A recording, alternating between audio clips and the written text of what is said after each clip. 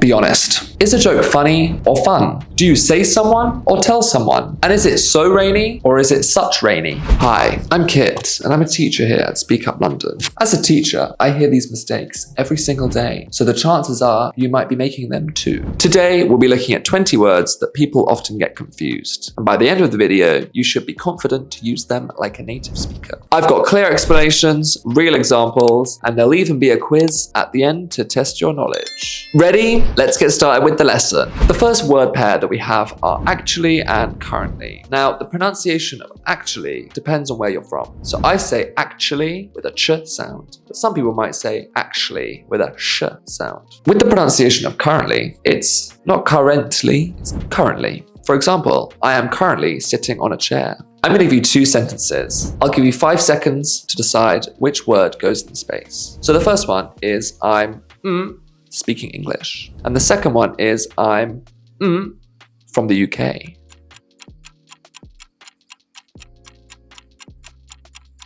The answer to question 1 was I'm currently speaking English. The answer to question 2 is I'm actually from the UK. So let's look at the meaning of each of the words. So first, currently. Currently means right now or at the moment. So I am currently sitting on a chair, I am currently speaking English, or I am currently wearing a red top.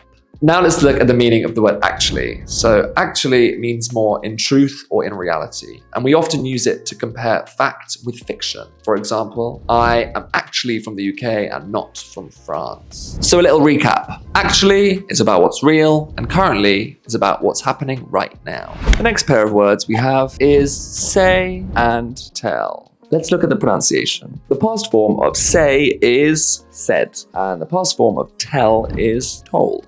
I will give you 2 sentences using say or tell. Sentence number 1, she, me, a story. Sentence number 2, I was sorry for my actions.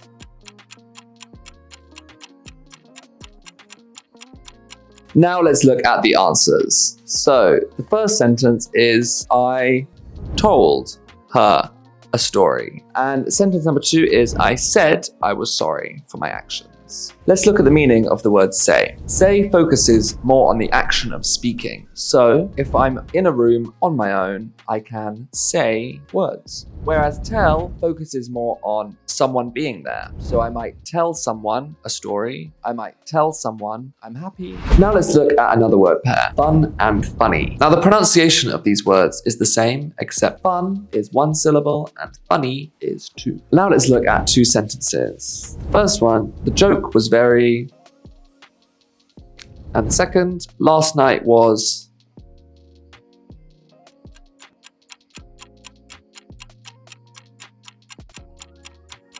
The joke was very funny. And the second one, last night was fun. So if something's funny, it means it makes you laugh. So jokes can be funny, films can be funny, people can be funny. Whereas if something's fun, it means you had a good time doing it. Party can be fun, or maybe a trip or a holiday can be fun. Now let's look at the difference between the words so and such. So such is with a ch sound, whereas so is so, like go or blow.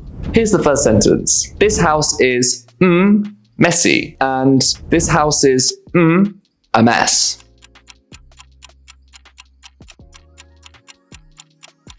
So in the first sentence, it was, this house is so messy, because messy is an adjective. In the second sentence, it was, this house is such a mess, because a mess is a noun. So let's look at the meaning of so and such. The meaning is pretty much the same. They both mean very. The only difference is that you use so before an adjective and such before a noun phrase, like messy house. A top tip is that you can use such before an adjective if that adjective comes before a noun. For example, this is such a messy house. Messy is still the adjective, but we're talking about the house, which is a noun. Now let's look at our next pair of words. We have to and enough. So enough has silent letters, meaning that the GH at the end doesn't make a g sound, it makes a f sound. You'll see this in words like tough and rough. So tell me, with these 2 glasses, do you think this one has enough water or too much? The same with this. Do you think it has too much water or enough?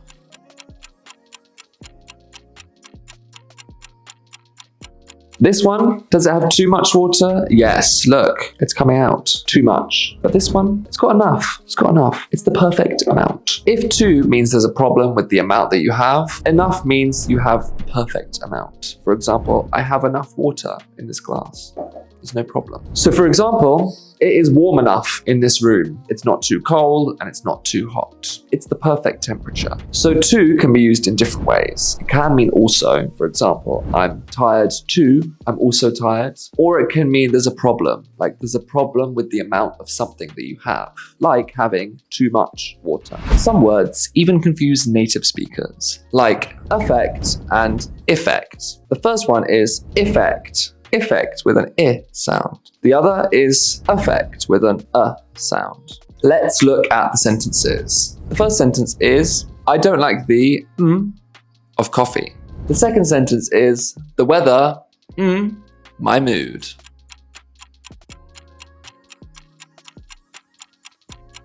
The first sentence is, I don't like the effects of coffee. And the second sentence is, the weather affects my mood. The difference between the two is that one is a noun and the other one is a verb. Effects with an I sound is a noun. So we use it to talk about the results of something, maybe about the consequences of something. For example, the effects of climate change are devastating. And affects with an sound at the beginning is a verb. So if we're talking about smoking, we might say smoking affects your health. The next pair we have are than and then. The pronunciation is in the vowel sound. So in the first, it's dan with an a sound. In the second, it's then with an e sound. Here are the sentences. Australia is hotter, the UK. And first, we went to the beach.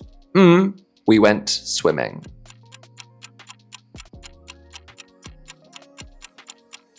So in the first sentence, it was Australia is hotter than the UK. In the second sentence, it's first we went to the beach, then we went swimming. So than with an a sound is used to compare two things. For example, it's warmer today than yesterday. Whereas then is used to put things in order. For example, first I ate lunch, then I had a nap. Synonyms for then could be next or after.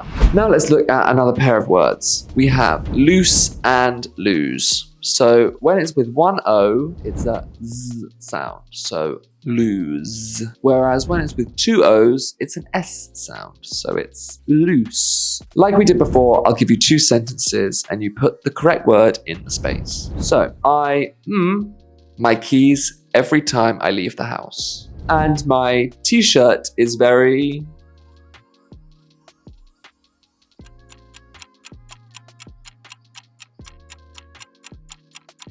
So I lose my keys every time I leave the house, and my t-shirt is very loose. So lose is an action. It means you don't know where something is. Like you might lose your phone or lose your keys when you don't know where you put them. Whereas loose is an adjective. It describes something, like my t-shirt.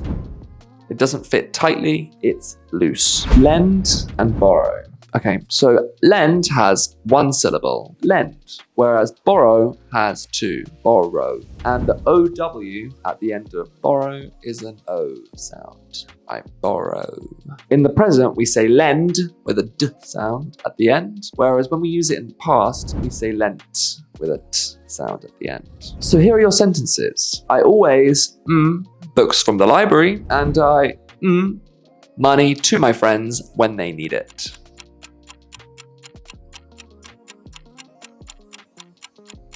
So the first is, I always borrow books from the library. And the second is, I always lend my friends money when they need it. So lend is more similar to give. So you might lend someone one of your pens if they need it. Whereas borrow is much more similar to take. If someone lends you a pen, you will borrow it or take it from them. So on to our last pair of words. We have remember and remind. Both remember and remind stress the second syllable. So it's remind and remember. Remind has an I sound, remind. Whereas remember has an E sound, remember. Here are the sentences. I must to pick up milk on my way home. And the second one, I have a very bad memory. Can you me of your name?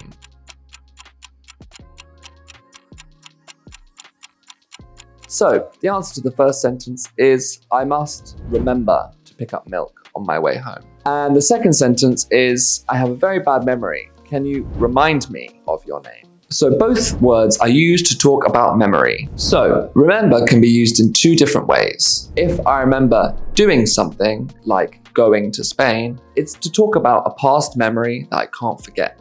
If I need to remember to do something, it's that I shouldn't forget doing it in the future.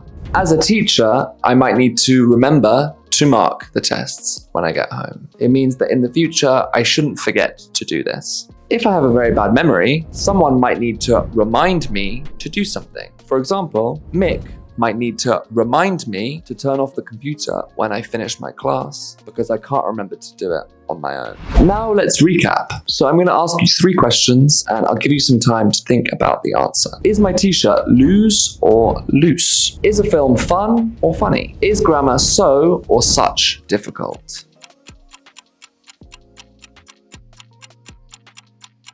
So the answer to the first one is that my t-shirt is loose with 2 O's. The answer to the second one is that a film is funny, not fun. And the answer to the third was that grammar is so difficult, not such difficult. So leave your score in the comments. Do any of the words mentioned today still confuse you? If you enjoyed this lesson, then you're in luck because there's more coming. Come back every Thursday for another video about a different English topic. And if you liked this lesson, try one of our in-person lessons. You can get your first free lesson by clicking the link below. Goodbye.